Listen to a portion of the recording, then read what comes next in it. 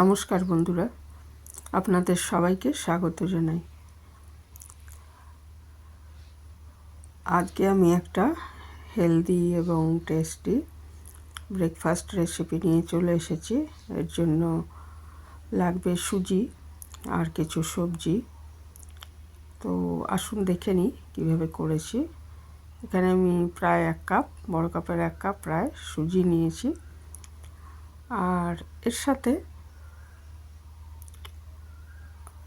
এখন নুন দিচ্ছি না, আমি একটু জল দিয়ে এটাকে ভিজিয়ে রাখছি, কিছুক্ষণ ভিজিয়ে রেখে দিচ্ছি। ওইদিকে আমি কিছু সবজি রেডি করে নিচ্ছি। আমার লাগবে একটু গাজর কুচি, গ্রেট করা গাজর, গ্রেট করা আলু, কাঁচা লঙ্কা, ধনেপাতা, এগুলো আমার লাগবে।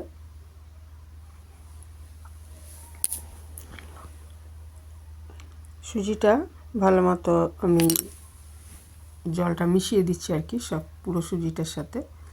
এটার সাথে 2 চামচ আটা দিয়ে দিলে ভালো হয়, কারণ না হলে ভেঙে যেতে পারে। শুধু সুজিতে করলে 2 চামচ আমি আটা দিয়েছিলাম, আটা দেওয়াটা দেখানো হয়নি।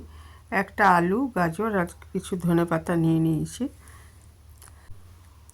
গাজরটা খোসা ছাড়িয়ে ধুয়ে আমি গ্রেট করে রাখছি, আর আলুটা হচ্ছে খোসা ছাড়িয়ে গ্রেট করে জলে ভিজিয়ে রেখে দিতে হবে, যাতে কষের মতো অংশটা বেরিয়ে যায়। ধনেপাতাটা আমার এই যে গাছের ধনেপাতা, সেটি দেখালাম গাছটা। আচ্ছা, কিছুক্ষণ পরে এটা যখন সুজিটা একটু জলে ফুলে উঠেছে, ওই সময়টা আমি দিয়ে দিচ্ছি ভাজা জিরের গুঁড়ো, প্রায় 1 চামচ ধনে গুঁড়ো, পরিমাণ মতো নুন, যে পরিমাণ করবেন সেই হিসাবে দেবেন। আর দিচ্ছি আমি 1.5 চামচ মতো চাট মশলা। চাট মশলার বদলে আমচুরও দিতে পারেন। আর এটা টেস্ট বাড়ানোর জন্য দেওয়া হলো আর কি। চাট মশলার মধ্যেও আমচুর থাকে, মানে একটু টক টক ভাব যাতে আসে, টেস্টটা বাড়ে, ওই জন্য দিয়ে দিচ্ছি চিলি ফ্লেক্স।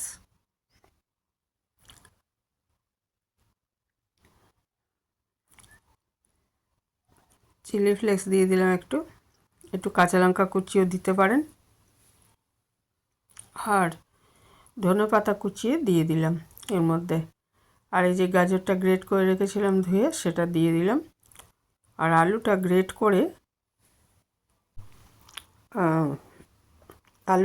করে জলে ভিজিয়ে রেখেছিলাম, সেটাকে ছেঁকে দিয়ে দিচ্ছি। আর আলুর মধ্যে একটা কষ বেরোয়, সেই জন্য আলুটাকে আলাদা এরকম গ্রেট করে ভিজিয়ে রেখেছিলাম।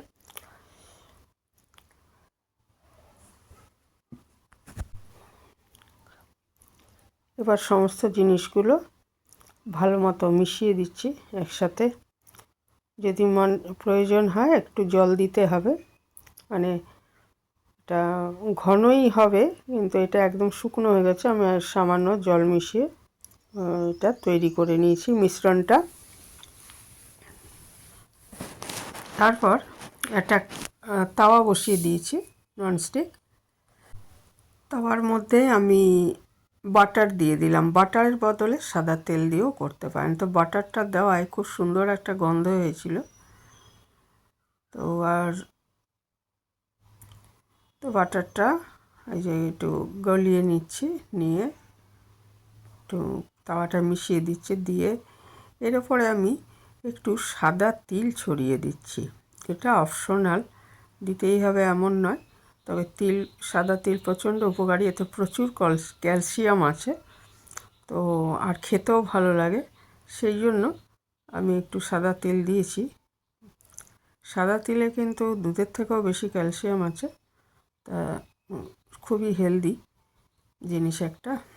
আর এইভাবে দিলে খেতেও ভালো লাগবে, সেই জন্য আমি তলায় একটু সাদা তিল ছড়িয়ে দিয়েছি। দিয়ে মিশ্রণটা এর ওপর ছড়িয়ে দিচ্ছি, দিয়ে আমি ঢাকা দিয়ে মিনিট 2 রান্না করে নেব। কারণ ওই গাজর আলু এগুলো রয়েছে, এগুলো যাতে সেদ্ধ হয়ে যায়, ঢাকা দিয়ে আমি একটু রান্না করে নিচ্ছি। তারপর ঢাকাটা খুলে যখন দেখব যে ওপরটা একটু শুকনো, কীভাবে বুঝতে হবে তলাটা হয়ে গেছে, ওপরটা কিন্তু শুকনো শুকনো ভাব চলে আসবে, তখন বুঝতে হবে তলাটা হয়ে গেছে। দেখুন ওপরটা শুকনো ভাব চলে এসছে। এরপর 2 মিনিট খুলে এটাকে আমি উল্টে দিচ্ছি। আর আঁচ কিন্তু চড়া রাখবেন না, মিডিয়াম আঁচে করতে হবে, কারণ ননস্টিক তাওয়া তো এমনিতেই এগুলো গরম হয়ে যায় বেশি, কাজে এটা মিডিয়াম আঁচেই করতে হবে, না হলে পুড়ে যেতে পারে। এবারে আমি এটাকে উল্টে দিলাম, দেখুন উল্টে দিয়েছি।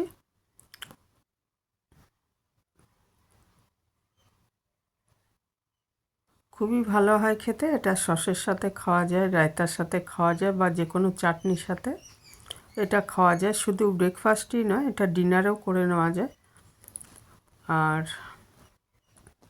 অফিস বা স্কুলের টিফিন বক্সের জন্য এটা রেডি করা যায়। 2 পিঠ আমি ভালো মতো ভেজে নিয়েছি, এটা তুলে নিলাম। আরেকটা দেখাচ্ছি আমি। আবার ওই তাওয়াতে একটু বাটার দিয়ে এটা ইয়ে করে তাওয়ায় মিশিয়ে নিয়ে তারপরে এতে আমি একটু সাদা তেল ছড়িয়ে দিচ্ছি, দিয়ে আমি এটা দিয়ে দিলাম মিশ্রণটা, দিয়ে আবার ঢাকা দিয়ে 2 মিনিট রান্না করে, ঢাকা দিয়ে 2 মিনিট রান্না করে আর আবার ওইভাবে করে নিচ্ছি। এই যে একটা তোলা আছে, এটা আরেকটা হয়ে গেল। এইভাবে সবগুলো করে নিলাম, এখানেই শেষ করছি।